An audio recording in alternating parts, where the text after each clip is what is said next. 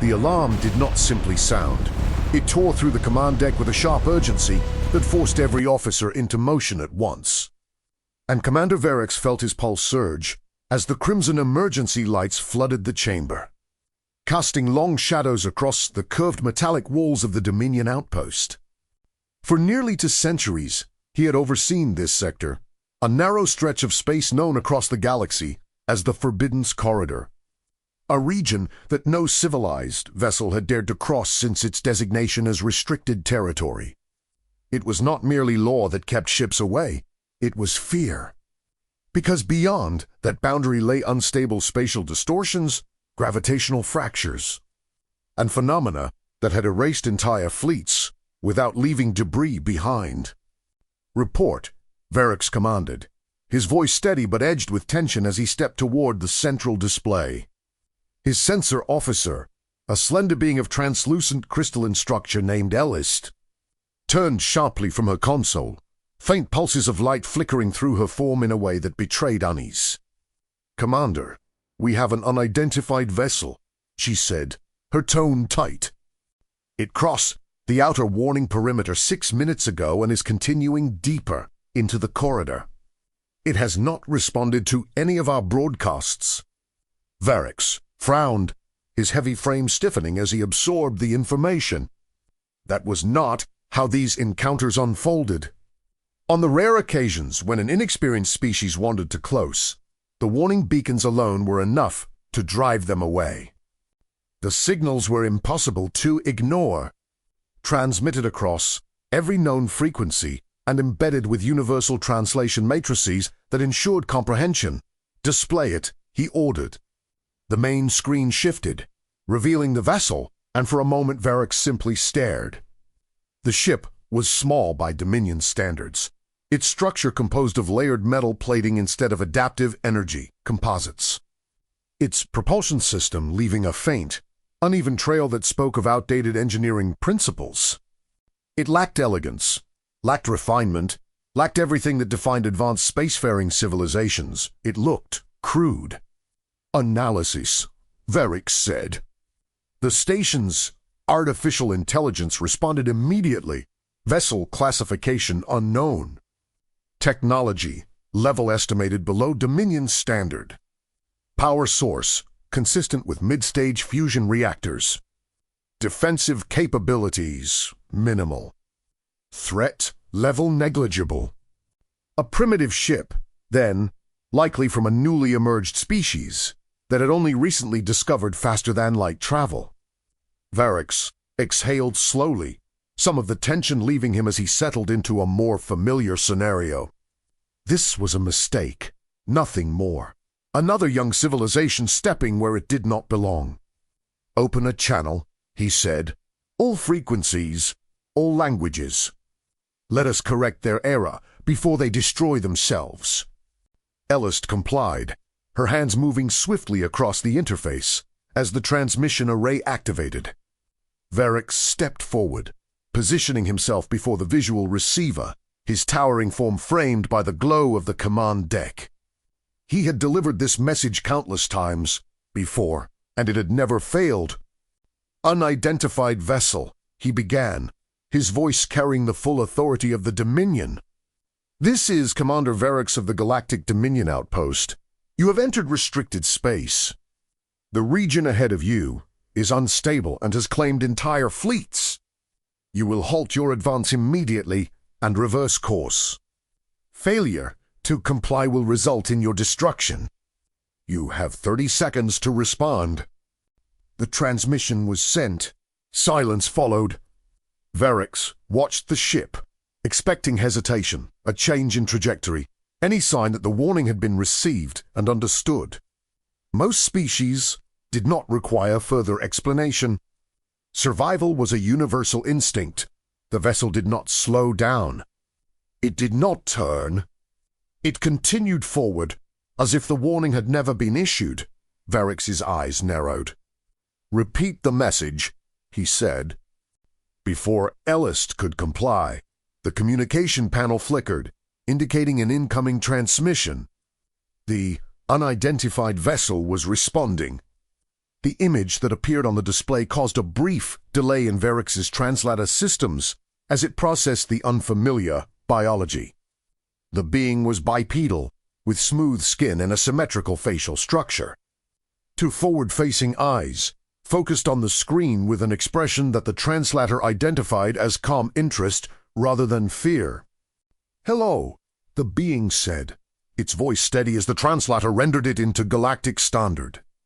"This is Captain Arya Nolan of the exploration vessel Horizon.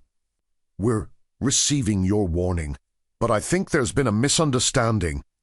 We're picking up some unusual readings ahead, and we'd like to take a closer look before we turn back." Verex stared at the screen, momentarily silent. There was no panic in the human's voice, no urgency, no sign that she understood the danger. "Captain Nolan," he replied slowly, each word deliberate, "there is no misunderstanding. The region you are entering is lethal. Ships far more advanced than yours have been lost there. You will turn around immediately." The human tilted her head slightly, as if considering his words rather than reacting to them. "That's interesting," she said. "We've been tracking those anomalies for weeks. If something out there can take down advanced ships, that's exactly why we need to study it." Behind Verex, several officers exchanged glances, their confusion evident. That was not the expected response. Curiosity in the face of danger was not unusual among developing species, but this was something else. This was deliberate. "Your vessel is not equipped for such exploration," Verex said, his tone sharpening. "You are underestimating the threat." Arya Nolan smiled faintly, and the translator identified the expression as friendly. "With respect, Commander," she said, "we're not underestimating it. We just don't see a reason to turn around without understanding it first." Verex felt a flicker of irritation. "This is not a request," he said. "This is an order." The human's expression did not change. "That's the thing," she replied calmly. "It doesn't feel like your space. There's no markers out here that our systems can recognize, and everything ahead is uncharted. From our perspective, this is open territory." Ellis turned slightly toward Verex, her voice low. "Commander, their navigation data does not include our boundary markers. Their systems cannot interpret the warning beacons." Verex clenched his jaw. "So they are ignorant," he said quietly. Ellis hesitated. "Not entirely. They detected the anomaly field and still chose to proceed. That was worse." Verex turned back to the screen. "Captain Nolan," he said, "you are approaching a region that destroys ships without warning. This is your final chance to withdraw." For a moment, the human was silent. Then she leaned forward slightly, her eyes focused with a kind of intensity that Verex had not expected. "Commander," she said, "every time our species has found something dangerous, we didn't walk away from it. We studied it. We learned from it. That's how we got this far. Turning back now doesn't make sense to us." Verex felt something shift in his thoughts. This was not simple ignorance. This was a decision. "Why?" he asked, the words slipping out before he could stop it. Arya Nolan's answer came without hesitation. "Because if something out there can break the rules we understand," she said, "then it means there are rules we haven't learned yet." Silence filled the command deck. Verex had encountered many species, many mindsets, many approaches to survival and exploration. But this was something different. The human vessel adjusted its course slightly, moving deeper toward the heart of the Forbidden's corridor. "Commander," Ellis said quietly, "they are continuing their approach." Verex did not respond immediately.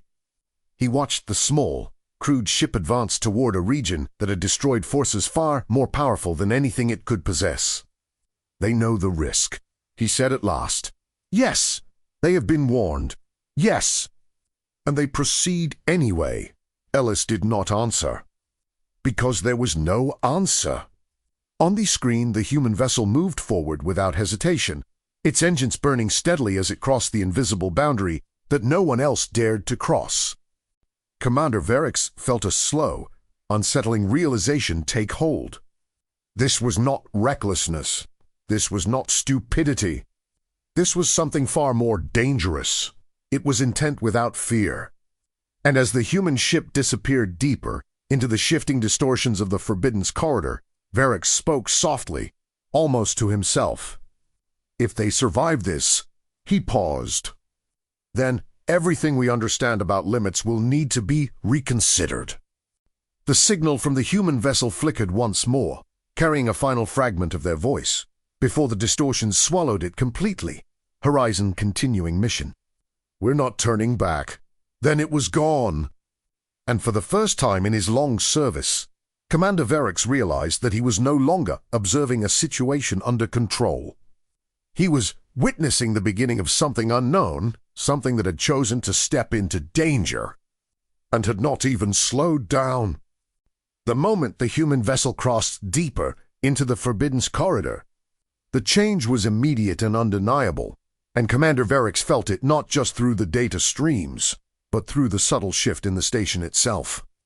As if the region ahead had awakened in response to the intrusion. The sensor arrays began reporting fluctuations that had not been recorded in decades. Gravitational distortions bending trajectories, localized energy spikes forming and collapsing without pattern. And something else, beneath it all, something that the station system struggled to classify. "Commander," Ellist said, her voice tightening as streams of data scrolled rapidly across her console. The anomaly field is reacting to their presence. Distortion levels are increasing across multiple vectors. This is not a passive region. Verix's gaze remained fixed on the display, where the human ship Horizon continued forward, its path cutting through layers of unstable space that twisted light and warped distance itself. The vessel appeared to flicker at the edges, its outline stretching and compressing as it moved through shifting gravitational pockets. "Maintain full observation," Verix ordered. "I want every variable recorded." The AI responded instantly, pushing its systems beyond standard monitoring protocols as it attempted to model the phenomenon in real time. "The distortion field is exhibiting adaptive behavior," it reported. "Patterns suggest a response mechanism rather than natural instability." Verix felt his attention sharpen. "Define response." "Unknown," the AI said. "However, the fluctuations are intensifying along the human vessel's trajectory." On the main display, the Horizon signal flickered again, weak but persistent. Fragments of transmission forcing their way through a region that should have erased them entirely, seeing interference across all systems. Navigation drifting, adjusting manually. The message broke apart into static before reforming briefly. "This is incredible." Verix's eyes narrowed. "Incredible," he repeated quietly. Behind him, one of the tactical officers shifted uneasily. "Commander, they are still moving forward at a controlled velocity. They are not attempting to withdraw. They are adapting," Verix said. Even as he spoke, the data confirmed it. The human ship had altered its propulsion output, making micro-adjustments that compensated for the distortions, correcting its course in ways that suggested real-time recalculation rather than reliance on automated systems. "Commander," Ellist said, her tone shifting to something closer to disbelief. "They are disengaging portions of their navigation AI. Manual control is increasing."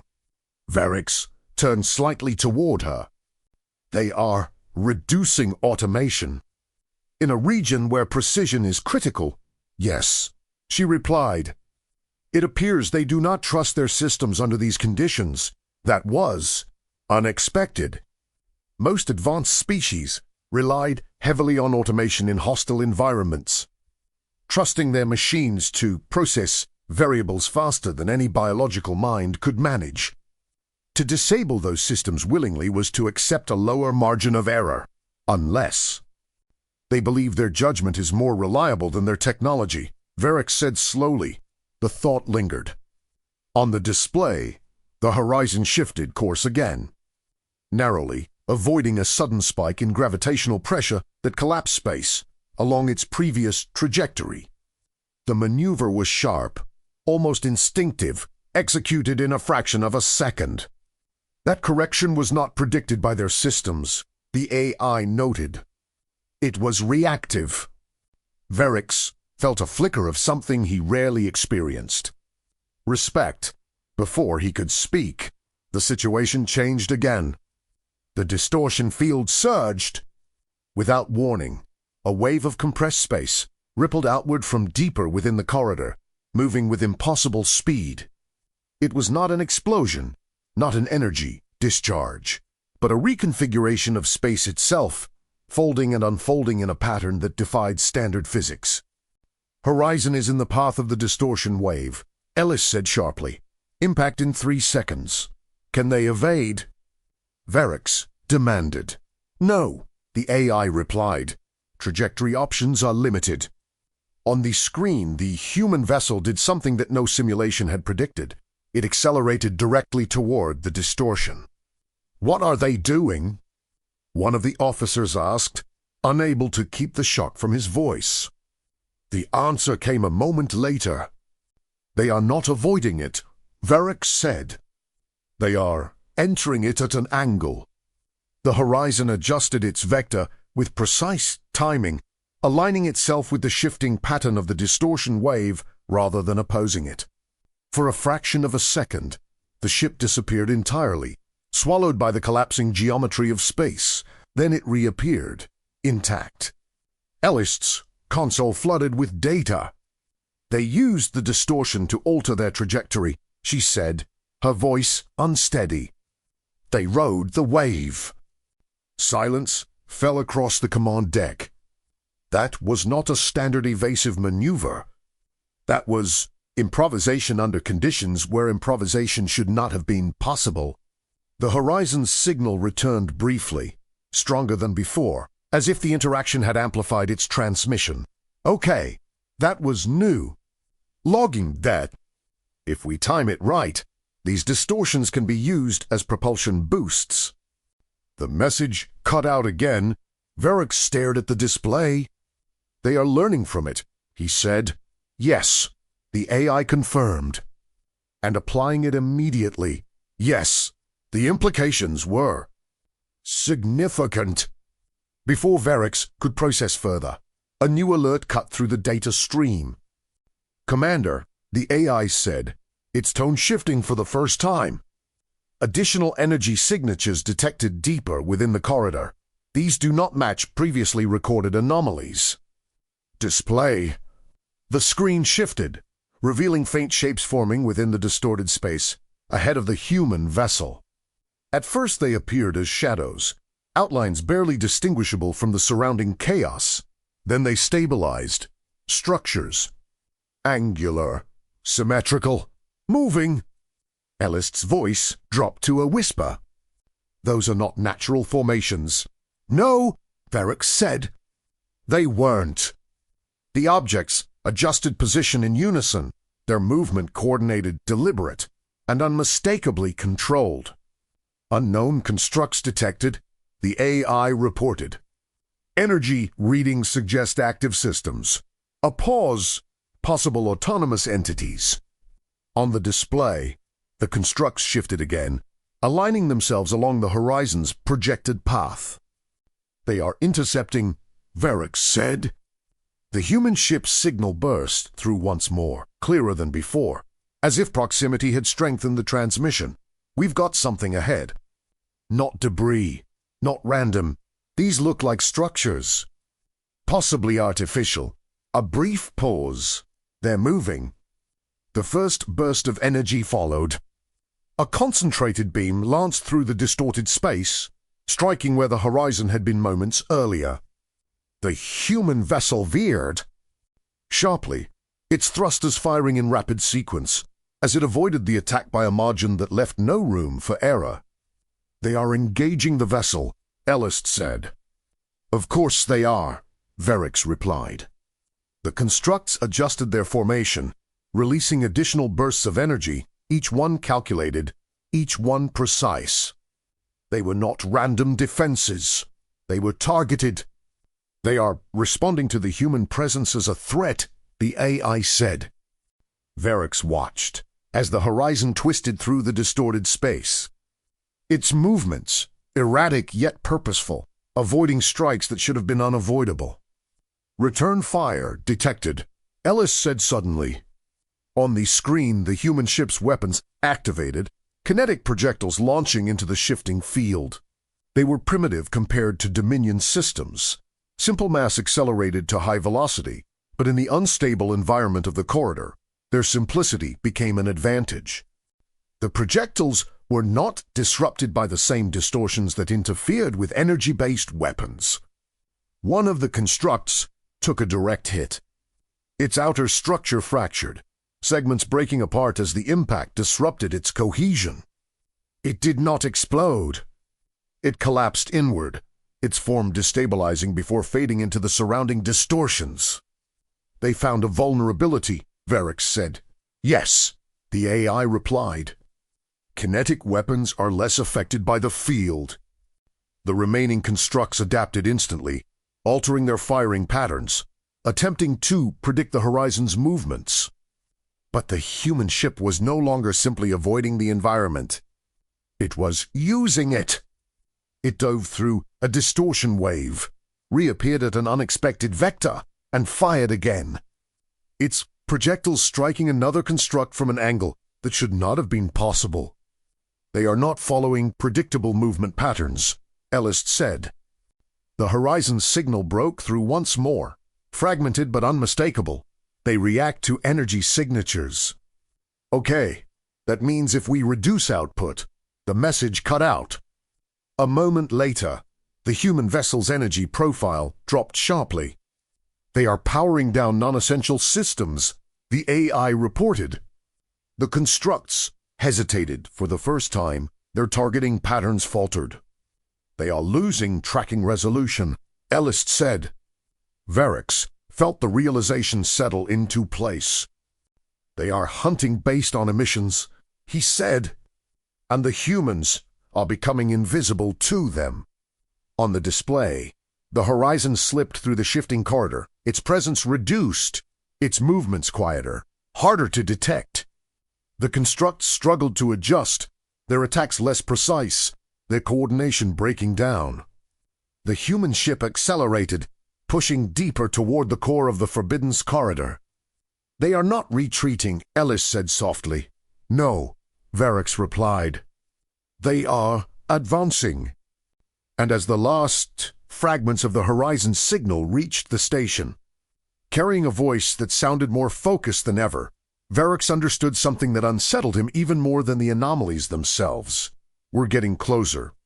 Whatever this place is, it's not just a hazard, a pause. It's a system." The transmission vanished. The constructs regrouped. The distortions intensified. And far beyond the reach of the station's ability to intervene. The human vessel continued forward, deeper into a region that was no longer simply dangerous. It was active, it was aware, and it had just encountered a species that refused to behave the way it expected. Commander Verix remained motionless, watching the data, watching the patterns, watching the impossible unfold. Then, quietly, he spoke. "If this corridor was designed to stop anything that entered it..." He paused, his gaze fixed on the fading trace of the human vessel. "It may have just met the one species that does not know how to stop." The deeper the human vessel moved into the heart of the Forbidden Corridor, the more the region revealed its true nature. And Commander Verix could no longer pretend that he was observing a natural phenomenon, because everything unfolding on the display spoke of intent, of design, of something ancient and purposeful reacting in real time to an intruder that refused to behave as expected. The distortions were no longer random fluctuations. They were patterns layered over patterns, shifting in calculated sequences that adjusted to the horizon's movements with increasing precision. "Commander," Ellis said, her voice quieter now, almost reverent despite the tension. "The entire field is synchronizing. Every anomaly, every construct, they're aligning toward a central point." Varex's gaze remained fixed on the display. "Show me." The screen shifted, expanding the visualization, and for the first time the full structure of the corridor became visible. It was not empty space filled with hazards. It was architecture, vast beyond comprehension. An interlocking network of distortions forming a corridor that narrowed toward a singular focal region deep within the void. A core. And the horizon was heading directly toward it. "They're being guided," one of the officers said under his breath. "No," Varex replied immediately. "They are choosing that path." Even as he spoke, the data confirmed it. The human vessel was no longer simply reacting to threats. Its course corrections were deliberate, angled, as if the crew had recognized the pattern and was moving toward its origin. The signal broke through again, stronger now. The distortion no longer suppressing it completely but reshaping it, bending it, forcing it through channels that had not been active before. "We're seeing structure, repeating geometry. This isn't random. This is built." The voice of Captain Arya Nolan was steady, focused, and beneath it there was something else, something Varex recognized now: determination. If this is a system, it has a control point. Everything's converging there.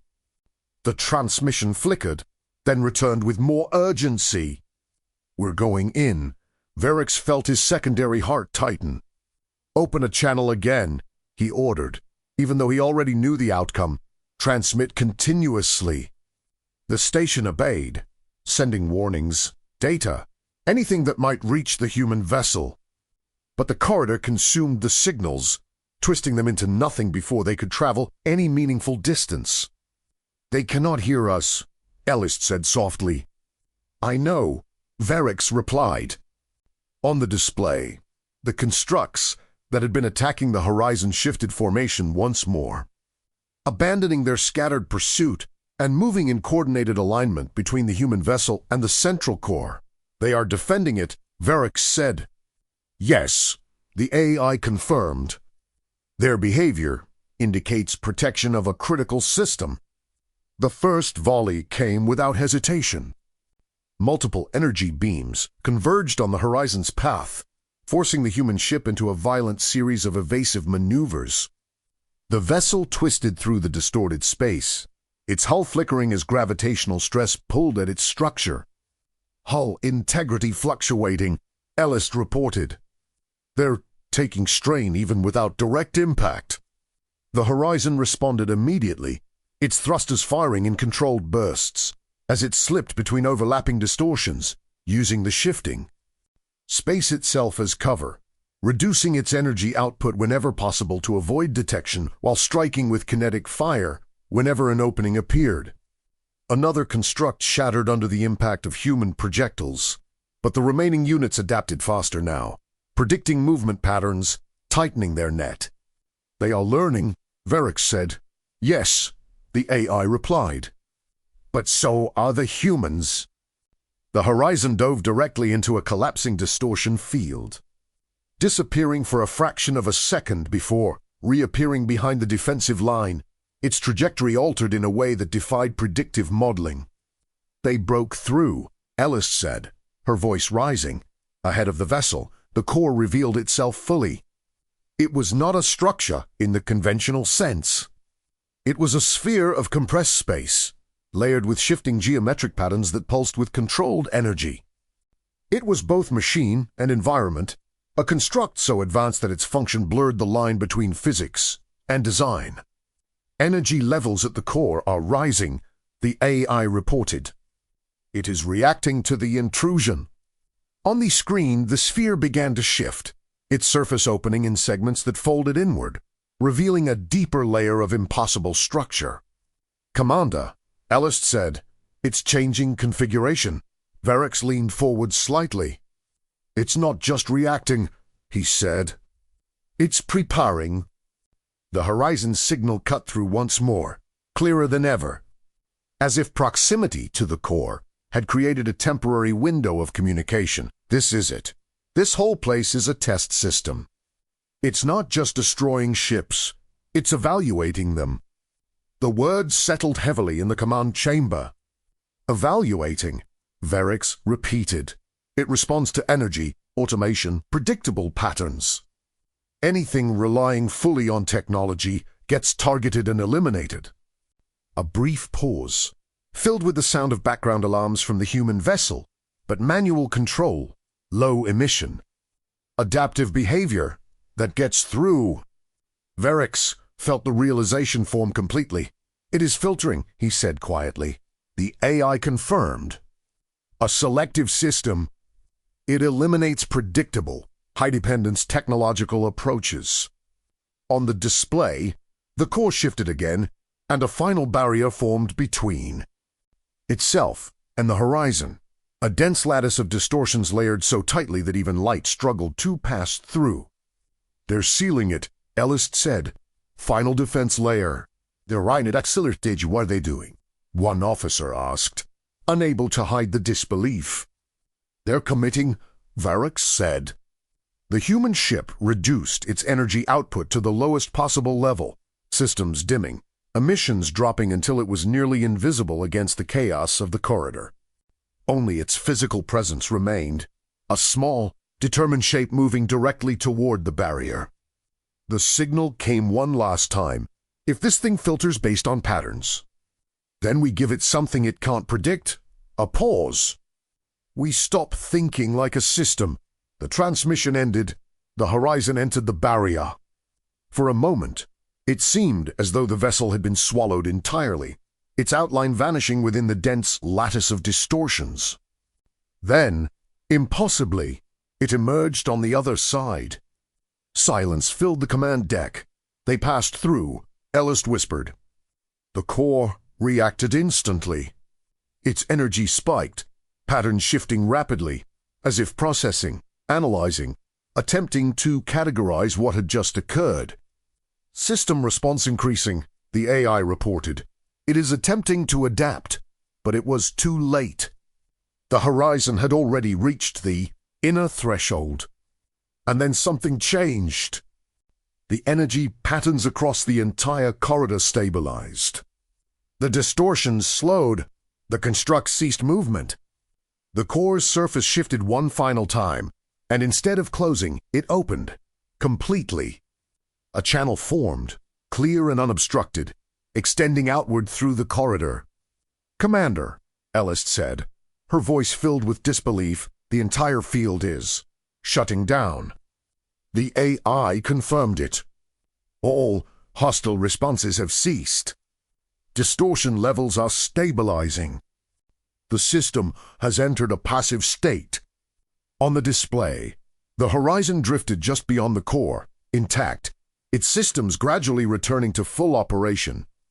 And then, for the first time since it had entered the corridor, the signal came through perfectly clear.